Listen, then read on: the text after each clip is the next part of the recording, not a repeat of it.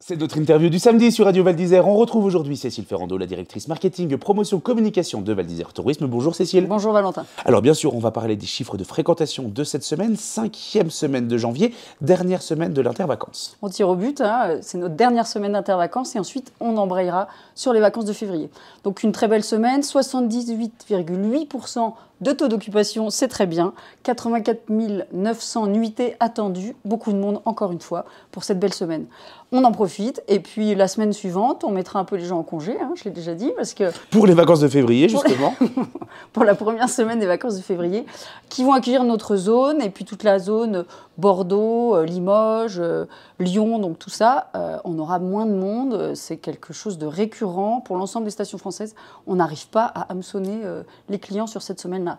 Donc il y aura un taux d'occupation qui sera proche des 60%, on peut déjà l'annoncer. Mais bon, c'est beaucoup moins que tout ce qu'on a fait pendant ce mois de janvier. C'était cette semaine le salon Grand Ski, le plus grand salon mondial des professionnels du tourisme à la montagne. Ça se passait à Chambéry, bien sûr Val d'Isère était présent sur ce salon Grand Ski. Expliquez-nous ce que c'est.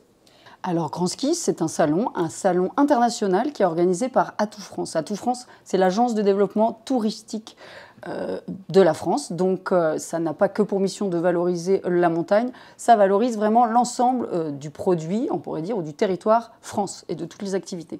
Une de leurs missions, c'est de valoriser le territoire montagne et c'est pour ça qu'ils organisent notamment ce salon Grand Ski qui s'est tenu à Chambéry, vous l'avez dit, pendant 2 jours et demi même, parce qu'il y a eu une première journée réservée vraiment aux faiseurs de la montagne, où là il y a eu des assemblées générales, des échanges sur quel avenir pour la montagne de demain, comment mieux se positionner, comment revoir un peu notre segmentation, se repositionner par rapport aussi à toute cette crise de l'énergie.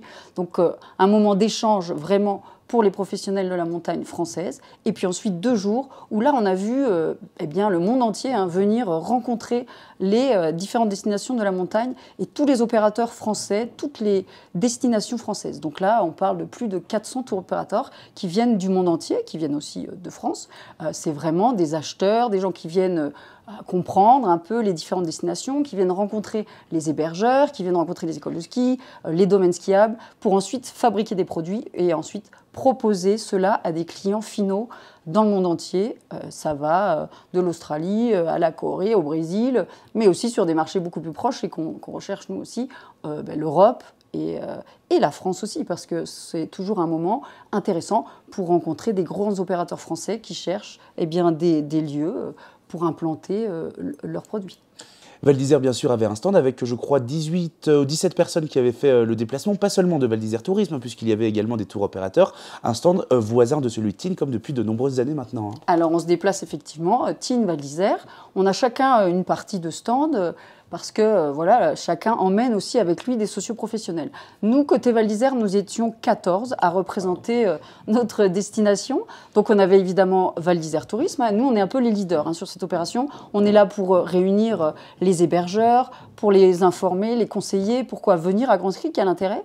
Donc beaucoup d'hébergeurs avec nous, des hôtels, mais aussi des agences immobilières, des résidences, également école de ski qui était présente, et puis bien évidemment les remontées mécaniques. Parce que tout ce petit monde-là prend des rendez-vous avec les tours opérateurs qui viennent du monde entier, qui veulent, eux, comprendre le fonctionnement de la station déjà. Là, c'est notre rôle à nous, Val d'Isère Tourisme. On avait 2 personnes qui avaient des rendez-vous, donc Astrid, notre responsable promotion, et Anna, qui étaient là aussi à faire des rendez-vous. C'est beaucoup de rendez-vous, c'est beaucoup de travail pendant toute la journée. On voit s'enchaîner des personnes qui viennent à la rencontre, qui viennent négocier des contrats, qui viennent auprès de Val d'Isère Tourisme. En tout cas, nous, on est plus apporteurs d'affaires parce qu'au finalement, nous, on vend la destination. Mais après, auprès des hébergeurs, là, vraiment, ils négocient les tarifs.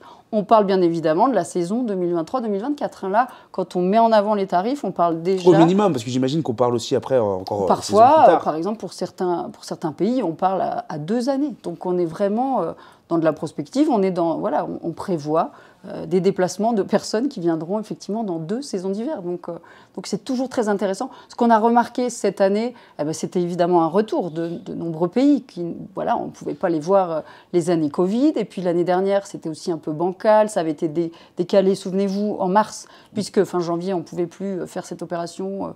Il y avait toujours des frontières de bloquées. Donc cette année, c'était vraiment un retour à un salon très intéressant, très pertinent, beaucoup d'échanges, des échanges très qualitatifs. C'était vraiment très très bon pour la montagne française de se retrouver avec tout ce monde-là. Il faut aussi savoir que ce salon, c'est un moment important pour porter haut les couleurs de la montagne, de notre territoire, auprès de certains politiques. Là, on a eu une élue, une ministre qui est passée, donc c'est toujours très bien de pouvoir échanger avec ces personnes-là. On avait des préfets, des députés, parce qu'il faut vraiment se rendre compte qu'ils sont un peu hors sol, ils ne connaissent pas vraiment nos territoires, et ils ont vraiment des a priori sur certaines choses. Donc quand ils viennent dans ces salons, c'est l'occasion aussi de faire de l'éducation auprès de ces personnes-là, pour qu'ensuite, eh bien, elles puissent aussi, à leur niveau, décider de certaines politiques qui vont aussi nous impacter. Depuis quelques années, Grand Ski s'appelle Grand Ski Destination Montagne, puisqu'on ne promeut plus maintenant que la saison d'hiver. On fait aussi également la promotion de la saison d'été. Est-ce que pour les voyagistes, ça fonctionne? Est-ce qu'il y a une appétence pour la saison estivale? Alors, il y a une appétence. C'est vrai que le nom a changé. C'était une volonté. Ça a été aussi le coup de l'effet Covid. On s'est rendu compte qu'on ne pouvait pas rester que sur le ski et puis faire la promotion que du ski. Non, ça ne peut plus marcher pour nos territoires. Donc, on est devenu Destination Montagne. Ce salon est devenu Destination Montagne. Et effectivement, on présente l'ensemble de nos activités, hiver comme été, et même 4 saisons pour l'ensemble des territoires, parce qu'il y a quand même toujours des choses à faire partout. On ne se cache pas que le gros des demandes se concentre sur l'hiver. Les gens veulent quand même venir à la montagne pour ce côté féerique, la neige, les activités liées à la neige, pas que le ski, mais toutes les autres activités. Mais il est vrai qu'on a des demandes pour l'été, et même des demandes de pays plus lointains. Parce qu'il faut se rendre compte que vraiment la France, et puis les Alpes du Nord et la Haute-Tarentaise, si on zoome à chaque fois, eh bien, offre un territoire qui n'a pas d'équivalent. Enfin, on a quelque chose de vraiment différenciant par rapport même à l'Italie ou à l'Autriche. On est différent de par notre culture, de par notre patrimoine, et tout cela, eh bien, les gens se rendent compte que ça peut être intéressant à intégrer dans des circuits pour des plus longs courriers, quand des gens viennent d'Inde, par exemple, ou d'Australie.